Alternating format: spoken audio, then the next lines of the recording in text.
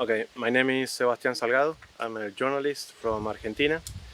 I just arrived here in Lugansk a week ago, trying to understand what has been happening in this part of the world since 2014, actually.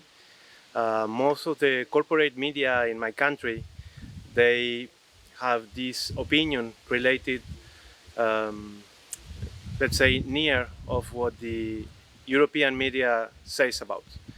So they talk about Putin's war, they talk about the aggression of the Russian Federation against Ukrainian people, and a lot of journalists from my country understand that it's not true. So I decided to come myself and share all the information that I'm having with a lot of journalists in Argentina and in Latin America. We speak Spanish, that's our language, and there's a lot of people interested and really know what's going on here. So we're trying to help in that. We know there's a lot of censorship and blockade for the Russian media. In Argentina, we cannot see RT or Sputnik anymore because it's blockade from the web, from YouTube. So we're trying to break that, to break that blockade, because we understand that the access of people to information, it's a human right. I'm the first Argentinian journalist that decided to come to Lugansk and Donetsk and not to Kiev. It's like thousands, or not thousands, but hundreds of Argentinian journalists that went to Kiev and tell that part of the story, trying to show that the aggressions only start in 2022. We know that that is not true.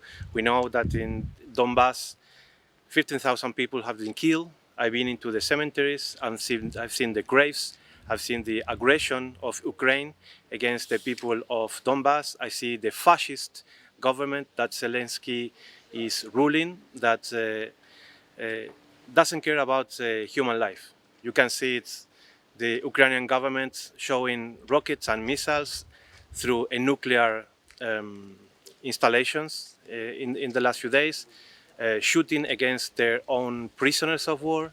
So they don't even have the cause of a real war. What we are here, it's maybe can be the start of something even bigger.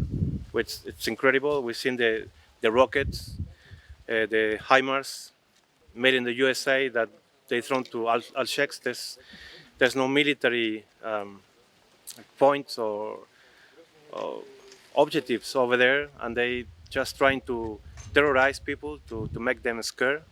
Bosnia, there's no more city. There's nothing left. It's only 200 people, old people that they holding to their lives somehow. They don't really want to leave the place because the only life that they had is related to that area. So I think even for Bosnia, it will be really hard to rebuild because there's no people and there's nothing left. There's no one stone, in the top of the other.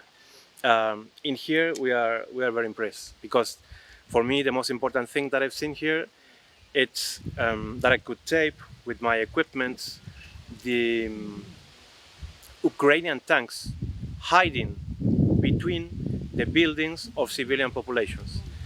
When we used to say that in Argentina, most of the journalists that belong to the corporate media say, no, that's allowed. How can a Ukrainian tank can hide between civilian people? Now we've seen it, now we tape it, now we show it to the people. So that's a really good experience for us.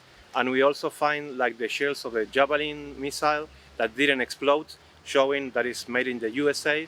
So for Ukraine, it's obvious that it was no need to be part of the NATO to use US weapons. They are using it since long ago. And as an Argentinian citizen, from South America, we know a lot about that because we have a couple of big islands that are occupied for the British Empire, and there's a NATO base over there. So part of my country, it's already occupied by a NATO base. They have nuclear submarines over there. So we know what this is like. And somehow from the group of journalists that I represent, we are, believe me, quite a lot, but we do not belong to the corporate media in Latin America. We also want to express the solidarity with the Russian and with the people of Donbas, because what you people are doing in this military operation, it's something that you're doing not only for yourself, but for the whole world.